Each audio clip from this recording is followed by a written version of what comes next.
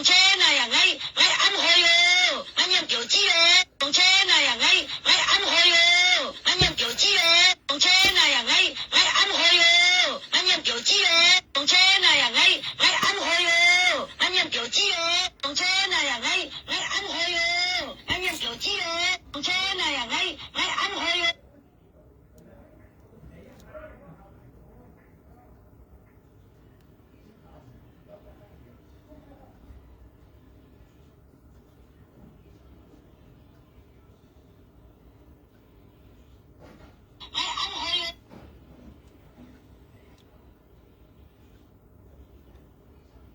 Anh luôn chi ai anh thấy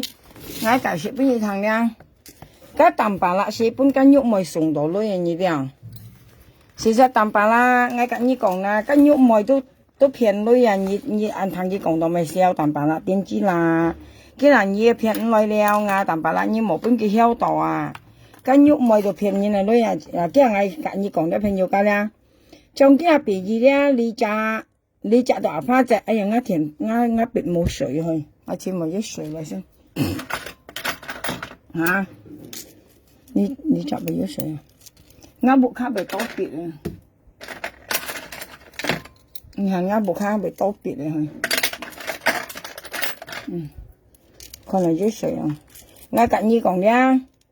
ngã cạnh như còn nha phải nhiều cái nha à phát chế à đi à kiến cầm出嚟洗埋啲啊朋友kiến cầm出嚟講緊佢驚嘅細貨嘅老公因為啊你人家講騙你嘅安定人背你啲啊發chế很正面嘅你啊佢มั่ง是你咪落佢啊啲佢遲早啊發chế出嚟講嘅你啲啊驚我嘅你講啲朋友家從畢業見下咧你摘咧都係啊發chế其實講笑咧，你摘到阿花仔咧，自家講笑，自家做快個肚啊！從你摘到阿花仔，你阿花仔間啊，你摘咧到蛋白啦，你蛋糕你摘到蛋白啦，蛋白呢個啊蛋白啦，你摘到阿花仔，你摘阿花仔，你摘到蛋白啦，啊你摘到阿肉梅，你摘咧到肉梅。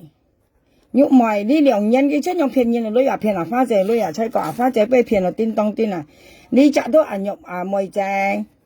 đi chợ đó tôi hè à mồi chè mồi còn cái miệng ăn xong là đẹp phô ra đẹp tôi mồi chè đi chợ tôi à phá chè đi chợ phá chè đi chợ tôi tầm bà la đi chợ tôi à nhục mày đi chợ tôi mồi chè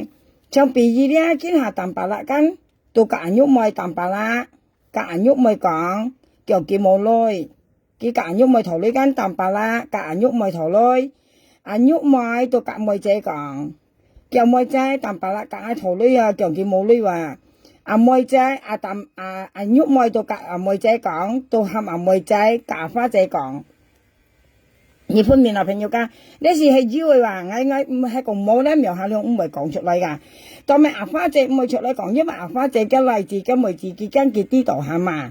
đi đi朋友家嘅咩女本人騙人當話你啲啊，本人喐咪騙係嘢嘅女啊，兩班係講人喐咪很喐雜咧，你雜啦，你雜先突然會啊，你雜人先突然會騙女啊，你雜人先突然會叻人係三腳喺度你啲啊，嘅命我拿槍啊，特別叻人咧，啊反正為是處理佢啦，叻人咧唔會講佢啦，叻人咧啊反正處理佢。叻人咧，阿花仔先處理嘅叻人咧，阿花仔未處理。嗌咧個講嘅意思啊，叻人咧，朋友間叻人咧，即刻冇處理先，一定你話阿花仔處理，對啊，處理唔到先就慢慢處理佢啦。因為阿花仔處理叻人先，你摘咧都係阿花仔，朋友間你摘阿花仔間，你摘到蛋白啦，你摘肉米，你摘到米仔，譬如佢有蛋白啦。tôi cả phát nhúc mày còn cái mồ lôi nhúc mày chạy ngày mồ lôi rồi nhóm cả tạm bà lại cả nhúc mày thổ lôi nhóm nhúc mày chạy ngày mồ lôi rồi nhúc mày chạy dữ mà kỳ sáng tiếp bốn ngày ở gì xí tạm bà lại cả nhúc mày thổ lôi nhúc mày tôi cả mày chạy còn mày chạy tạm bà lại cả ngày thổ lôi nhúc mày đó tôi hàm mày chạy đó tôi cả phát chạy còn mày chạy tôi còn phát chạy tạm bà la cả nhúc mày thầu lưới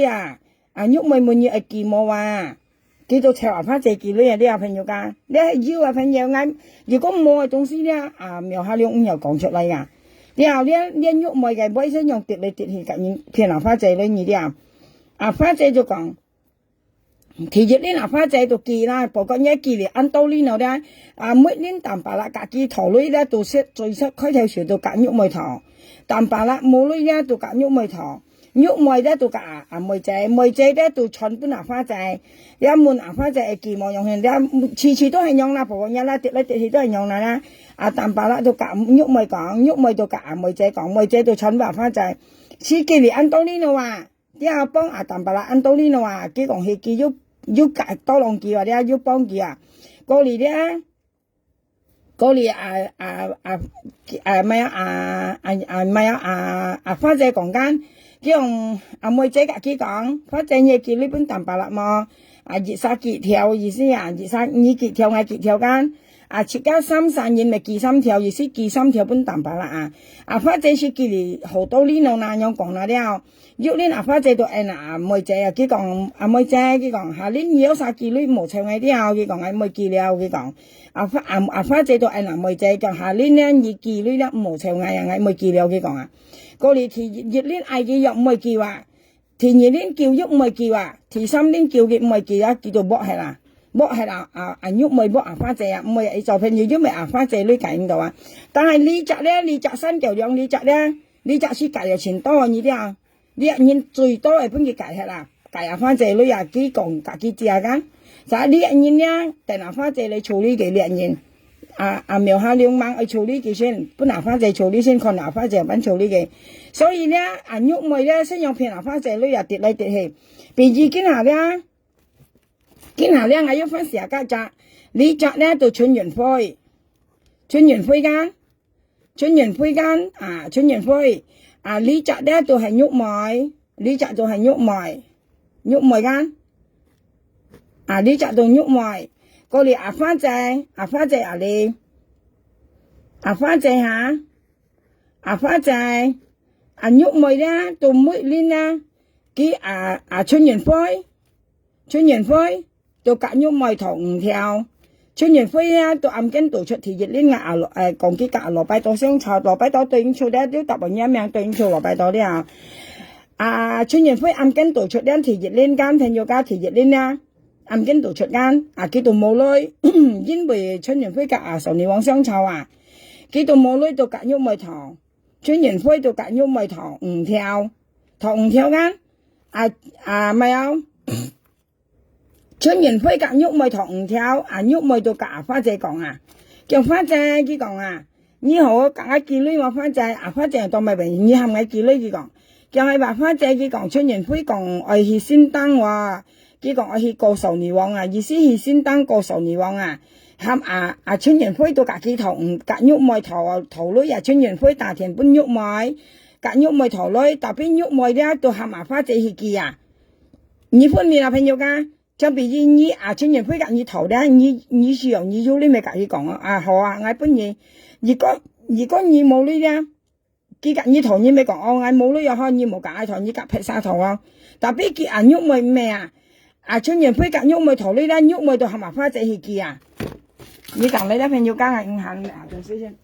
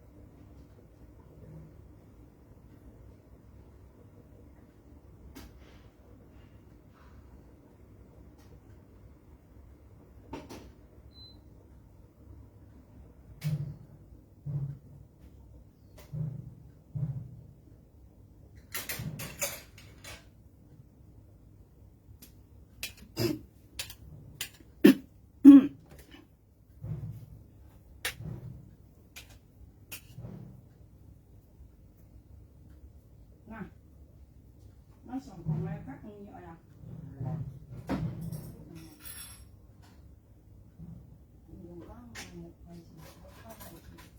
高費字夾到點點啊！一高費字，咪一鐵費字冇夾，可以風扇好嘛？唔可。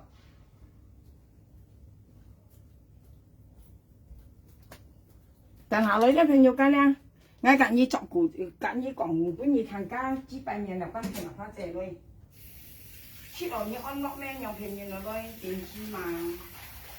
講意唔正常，意思係唔正常啊！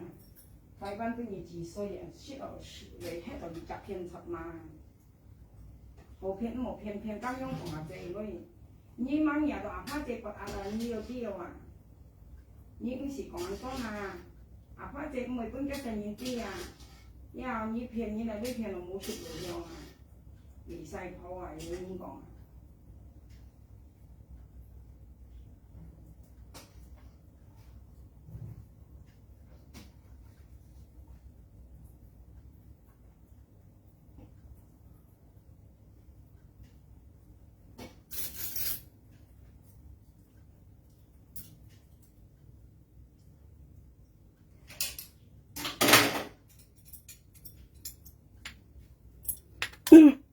佢肯講你ăn ngã，你含你見要幾個講，你ăn ngã佢講，咦？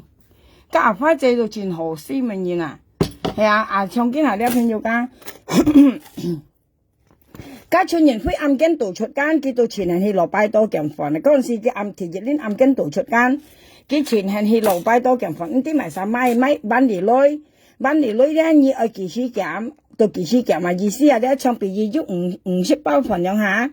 50包份啦，今年班年女春人歡喜到時經要來減落去羅拜多減樣，今年班年女意思本地識你幾時去減冇幾時減噶。過嚟咧傻尼王都見講咪有春人歡劇識你了，點去咪有傻尼王喺度減，咪介沙羅拜多減份識啊，意思攞個劇識樣傻尼王時候嘅嗰陣時已經記得啦。講家咪有家春年會去拜多鏡粉飾呀，少年王家行先當，佢咪經少春年會講咗家劇飾講點去羅拜多鏡粉飾嘅講間，佢哋家少年王咪家咪有春年會咧到大田搬玉梅啊，春年會到大田搬玉梅，佢到隔玉梅頭女，春年會隔玉梅頭女到頭5條間玉梅啊，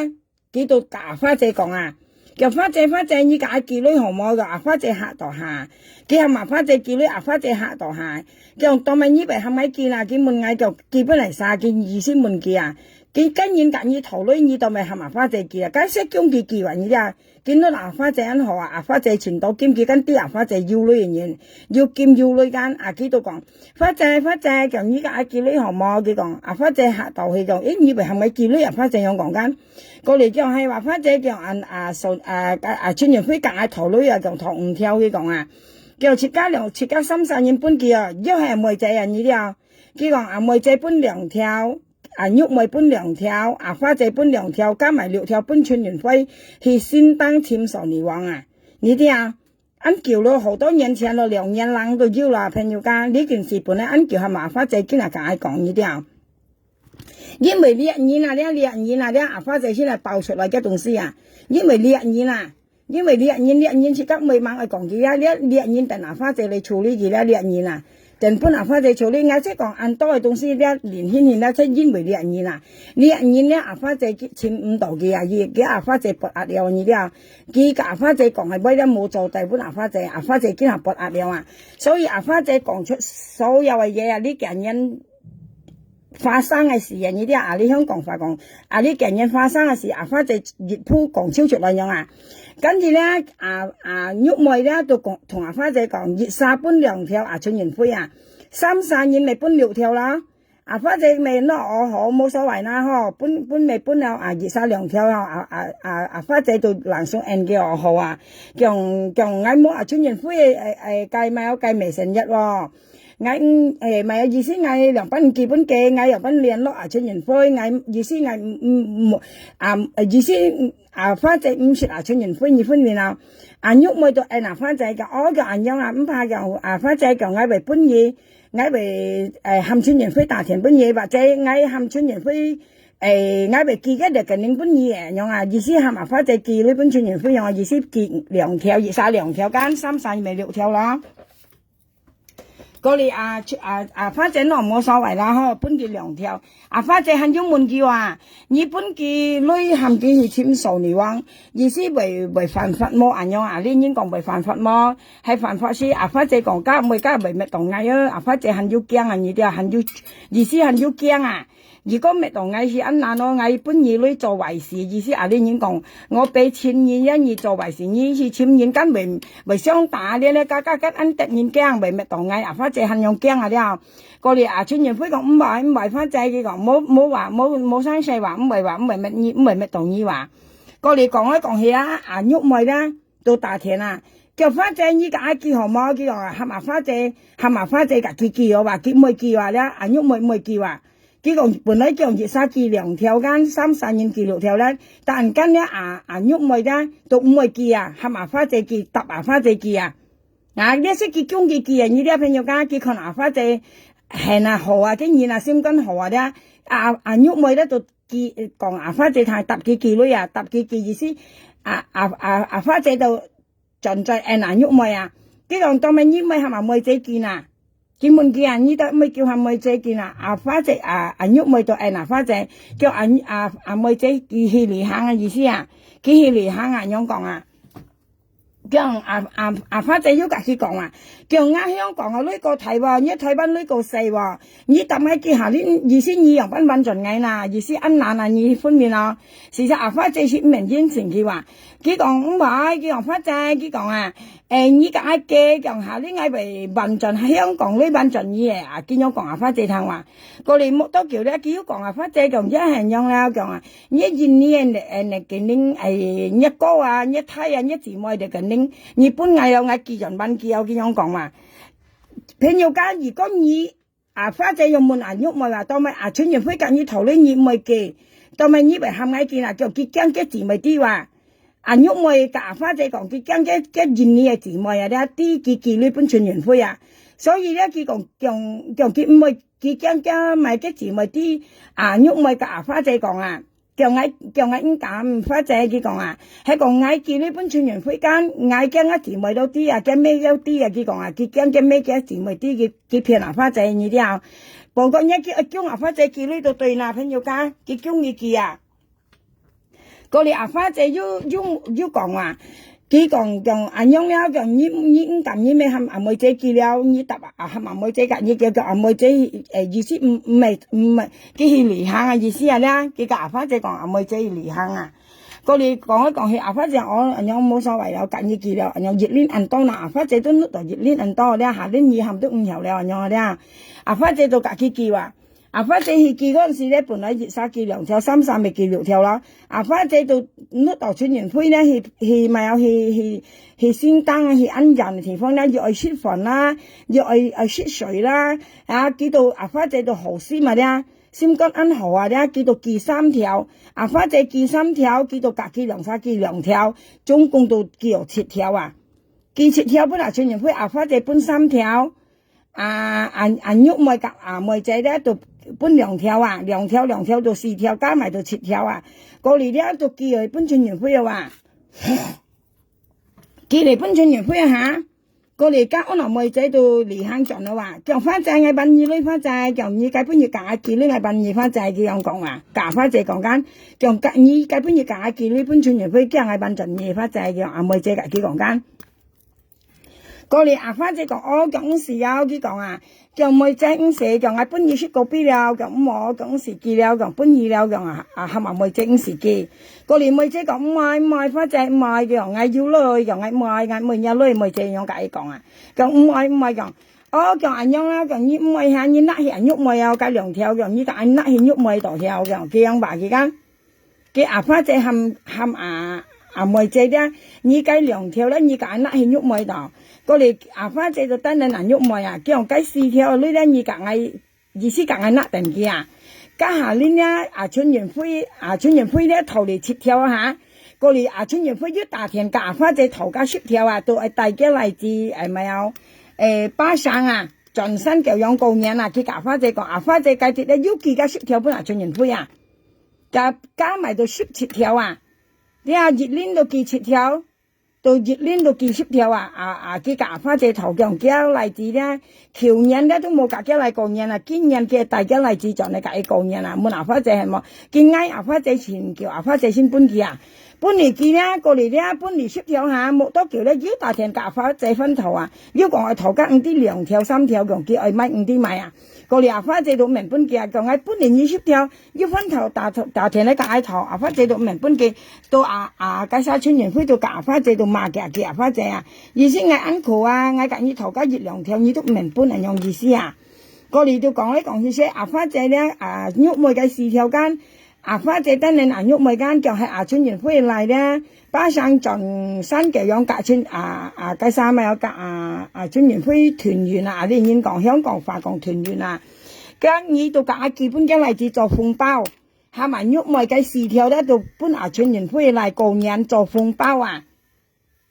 嗰嚟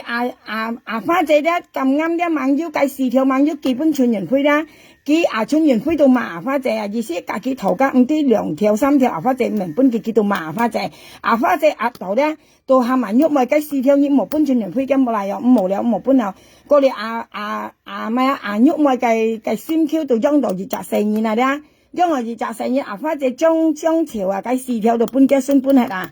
啊，朋友家用跌盡嘢咪喐片落4條女人喐咪啊，係喐咪搭阿花姐記女啊咧計4條為搬2毛啊。嗱，你係咪叫阿花姐記女望下問嘢啊？你係熱殺記2條間，到話盡咧阿花姐單殺記超計10條啊！你係叫佢記女望，你係咪叫騙錯啊？別已經村園會被隔你喐咪頭女啊！你要何搬咧你就搬啊！你冇何搬咧你冇係阿花姐記啊！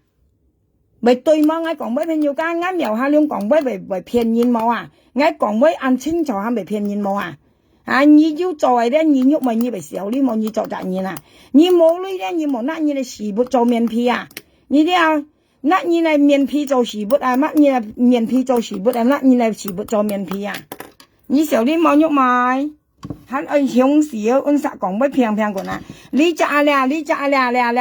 教養你隻阿花姐猛處理佢啊！嗌喊嗌講佢啊！嗌應承阿花姐，嗌等阿花姐嚟處理2年先啊！切間現身啊！啲阿花姐安老啊，佢搵70歲了啊，佢安苦做女啊，啲你都啥後生啊，啲用嚟騙嘅女啊，以為好意思嘛？你都啥好意思嘛？出個很勇士啊，騙落家女啊，啲小子人用咧，人用人上咧，人用咧啦，good 安強騙女啊，安強騙啊，出路練啊，拿女出嚟唔是啊，你都為人冇佢講，你按呀，你含你見你就見，你切個牙又話，你含你見咧你就見咧，你切個單生牙就話，哇到盡險人牙咯，很前當啊，阿花姐含嗌撩人女啊，撩人女慢慢看啊，看兩班線啊。因為你本人家熱鹹咪出來，你時候呢樣係冇平嘢，你要注意啦。佢講時候人牙咧，按牙你單生牙佢講你切間牙你含你見佢講啊。阿花姐識睇好先嘛，啲後啲命啊，啲後世界上安難佔人樣嘢啊。啲後啲識叫好先做搬女大，你睇下啦，世界上邊使人家講好先搬女大咧。阿花姐即叫好先搬女大，你啲後做人好先嘛，到頭嚟搬人小牙，你看下啲。係啊，你跌盡你樣騙家老你嚟呢到頭嚟嘅時候你咬啊，係啊，你銀樣騙嚟8個2兩8條啊，你要沙拿密毛啊，你要沙拿密毛，你要沙樣切阿花仔女啊，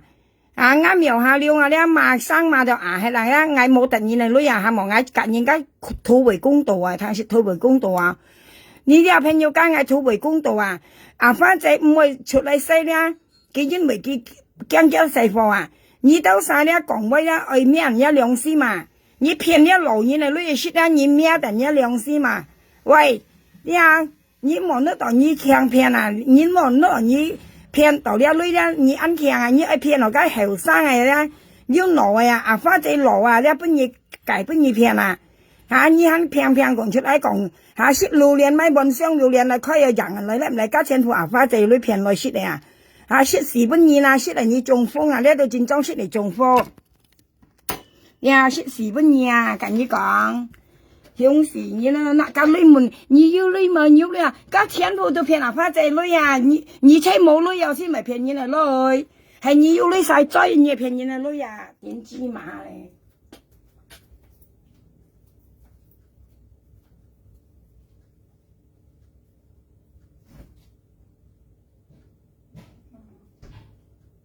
每次都降晒。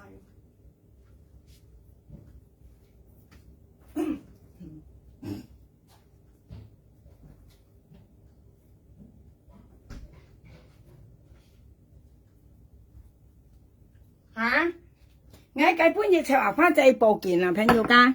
你唔知呢個買立拔布利斯哈？我抄花仔去立拔布利斯啊。你之後我抄花仔去立拔布利斯啊喂。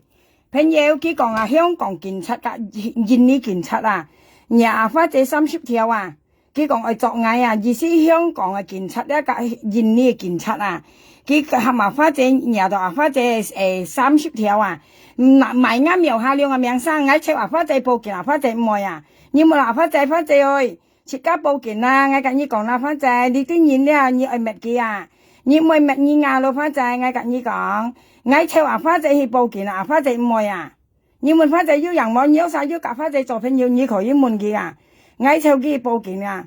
你班紙牌面啲騙人嘅女啊，冇拉下佢應得啦！呢度賣警察嘅名聲啊！你賣香港嘅警察嘅名聲啊，印尼嘅警察同香港嘅警察合作啊，作啱苗下兩個案件啊！你個山喐妹ơi，你個青啊！你喊花仔啊！你講印尼嘅警察啲隻事女飛過香港啊，作啱苗下兩個案件啊，3月苗下兩冇生出啊！你講你騙花仔記呢度記30條乜嘢啊？從呢啲目的咧，我大家警察講香港嘅警察啊，你喐埋你試試，我冇騙嘢，你賣香港嘅名聲啊，賣香港嘅警察啊，你講作啱落案件啊，你咪時候你望你喐埋你賣生意，台灣做賣。東西你啦，你買按把握你啦，就是你咩冇辦法，你喐買你普通買你騙花仔女係咪聽騙花仔女我抄花仔報警，你問花仔有人嗎？我問花仔報警啊，我自己橋下去啊，我自己立拔布利斯啊，花仔唔會啊，我用花仔你問花仔呢女咧，佢騙你咧，佢拿香港警察嚟騙你女啊。你香港喺度假10年，馬上日本嘅印尼嘅電子甲台灣嘅電子碼騙到，印尼嘅電子股甲台灣嘅電子碼騙入去，你拿啱名聲嚟騙花仔女啊！我應該給你冇啊！你喐咪你按強你按強拿啱名聲嚟騙花仔女，你講香港嘅警察甲印尼嘅警察啊，你有啲嘅事啊！講咪喊花仔記女啊，咪嗌落案件啊！你按強騙女香港隔你做朋友隔一撥我俾你做朋友少啲，你咧騙出你個少啲啊，掉nhà咩啊咪殺咁萬嗌少咁萬嘢啊，楊班慶你話你幫你台灣做榜啊，冇人咁講你啊，咩本人掉你騙你個女啊咧，你好叫了啊，少啲嘅你啊，幾百命。你按猜講，係冇嗱，要講你純女咯，純粹啊，都咪騙花仔女呐。佢講香港嘅警察啊，甲印尼嘅警察啊，佢賣香港嘅警察甲印尼嘅警察啊，佢講含印尼嘅警察啊，啲嘅事啊，飛到嚟香港啊，佢講佢到嚟作苗下兩啊，佢喺度調勞工議咧，佢講你聽佢講喂，佢常常加安牙槍啊咧，佢常常印尼咧係準同啊，呢啲佢屬於印尼嘅準同啊！你話印尼嘅準同係咪牙槍啊？佢名安牙槍啊？你騙你嚟女人拿埋啱名聲啊！你老喐妹咧，你普通睇話咧，你台灣係普通睇話咧，你騙花仔女咧，你埋啱名聲啊！你講印尼嘅計布利斯啲嘅事啊，講香港仔矮啊，苗下兩啊，講廢妹啊！不打嚟災啊！你啲嘅事嚟香港布利斯香港嘅布利斯接到嘅線咯ตัวเลยง่าบุเจาะไงนี่ยุกอาฟ้าใจกล่องเนี่ยไว้มาอาฟ้าใจเฮ็ด香港เฮ็ดเราแก่10年你为本間今年電子嘅台灣嘅電子碼騙到ไง下到下去你阿ฟ้าใจ你為按鎖你為談個電子碼個電子股講ไว้ไง佢阿仔問你香你今年傳統係咪安哪槍嘅名你今年傳統咧係咪安哪槍嘅名ทำไม你ไปอันเชียงกองไว้เตะเฟกกี่ยาสิว่า香港嘅poli司話作嗌苗下了今日要作嗌嘛嗌未出嚟啦你講ไว้你ไปเสียวนี่มา你อันยันบัง你อันแคมเปญเลย人家講你騙出你喺度西香港阿花仔潤二記咧話佢潤二記咧話佢講話潤二嗰個朋友噶阿花仔咧嗰陣時間夾喺相湊佢夾喺相湊佢識做你呢啲同腳你啲因為嗰陣時我跟唔低我唔啲佢騙阿花仔女間係冇人我跟唔啲佢騙阿花仔女我是唔啲喐咪騙阿花仔女你啲我唔啲佢計阿花仔女騙阿花仔女間我攞佢夾佢做別晒朋友講牙是非人用我唔啲佢騙女嘛我唔啲係我啲我做錢阿花仔唔係俾阿花仔俾佢騙人到女騙了本200條你為要殺人物冇你人用騙你女你做責任我請阿花仔報警嚟阿花仔唔會佢講唔會本嘅成人啲你安強騙你嚟女香港你台灣陳女攞個水又破來你即騙阿花仔女你破來個女共20到20件去30到30件去你真正冇殺人物你有啥你講啱苗下兩中風從呢有你識阿花仔女真正提中風喐埋你真正提中風你不看人係要識落呢女熱間人中風大事不窮事本冇多藏事你孫了錢付不太平識落呢女拿嚟2平你不看人你騙阿花仔女拿嚟2平你唔冇識間人生冇用騙人你啲好叫了你要啥做壞事你好叫了啲你用跌去跌就用騙間老人嚟女你識落你安樂咩你受到阿花仔女係受入宅女其實我生時冇咪清咗朋友家我生很了因為我了生生了講威冇按唔中朋友我生冇咪好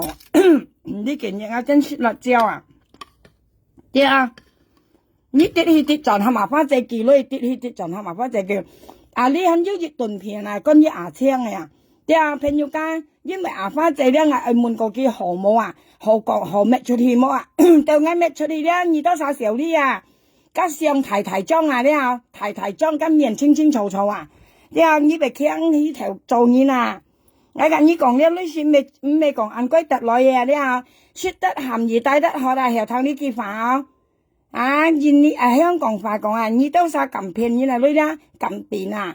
你咁騙阿花仔女你咁電跟你講一般都係騙女今日阿花仔打電話唔會聽得唔會care咧咁未騙係咪跟你講小李我請阿花仔報警嚟我喊阿花仔去你反而咪講買拿撥police阿花仔唔會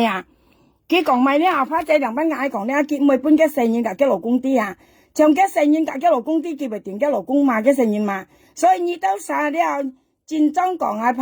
我冇騙你你都晒呢遲早喐熱阿花仔壓佢都去報警看你要何按何齊麼？呢部啲車你看呢部啲車阿花仔兩班共鳥晒噶，要買你冇人提醒講按多杯要買，啲小呢了你至衰你台灣本嘢係衰喺度，而家啲電子碼騙女你小呢小呢台灣嚟見你買你冇講按多支擺位呢錢阿花仔講你識人道你講嗌扛我俾你何慢慢講嗌簽個人道你出來你搬2條搬6條人道你嘛妹仔搬2條玉妹搬2條花仔搬2條你咪人道你識嗌扛我俾你名義2班配嗌滿意2啥嗌滿意人玉妹你對條講滿花仔即刻搬女人道你嘛搬佢識苗下兩扛我俾你講你玉妹咧喊人道你識嗌扛我俾连名义爱爱含你配爱两班配啊朋友家，thì dịch đó ngay cả như nhục mình相信à thì nhị đó nhìn nặng lưới lại mấy cái năm chỉ nhìn thấy ngay khẳng ở bên như xẻo lý đầu ngay à ngay muốn用做như mệt ngay xẻo lý à đấy à đem yang gì ai phải à xem như做cho dịch xem à như thằng đàn nó mày đó như một nước đầu đó ngay ngay như cả những cái còn ngay kinh chi mà bật không gan cái hàng thế hình như không ngay không à hay còn như chín xong rồi như đó như mệt mệt ngay à ngay cả những sáng sự là như mệt ngay đầu mày ngay mình gì hả như chỉ bài hỏi à mua sáng sợi dầu à hả như mày chỉ bài hỏi hay mày hả như chỉ bài hỏi mua sáng sợi dầu như ai mệt ngay ham dần tàu lim sáng ngay khẳng ở bên như cả ngay chim dần tàu lim xuất lại à thế như xẻo lý đồng ngay miệng sang à như xẻo lý đồng ngay à ngay kỳ sĩ khẳng ở bên bên dần tàu lim khăn cái dần tàu lim mà bây nhớ sai cái cho bên gì khẩu với em kia sao em bây giờ là ham kim ngay muốn gì ngay kỳ sĩ à kỳ sĩ khẳng ngay chỉ bài bên gì khăn à à你用我呢？你没本事呢，没夹钱呐！发再出2條，你出2條，妹再出2條6條，含人道點聲係扛我俾啦！啊，你意思你含人道點聲係未使用你吓？未使用你意思使用嗌用按小呢嗌用係，要做就要做，冇做就冇做啊！你話我描下了啊咧，我跟你講朋友間，我人講笑，我唔會用做生意噶。真從人用咪識行我本人看了，係你用咪冇行我本人看啦，你唔可以參人道點識係行我本啊，或者你用咪啦每日行我本人看啊，你愛講係，因為你講係先啦，你記得我唔識你啊，你台灣喺香港喺啦，你到咪熱戀國戀嘢係啊，人家呢車叫支擺開啊，冇人好呀，啊，你會小你嗎？à phiền lỗ như này lưới shit lù liền nó nạ cái lưới chuột lại bảy nhân mà như du lưới mà bảy nhân lưới mà gì còn à như phiền à phát chế lưới à các hình nhân lưới mấy các hình nhân lưới à các phát chế lưới à phát chế bây giờ phiền à 4 2 theo à như nạ lại xia nhân bảy nhân lưới mà các như phiền à phát chế lưới hình nhân mấy như chi bài lưới à nhưng mà tao lòng xỉn liệu nè phiền chọt mà 唔係小哩嘢。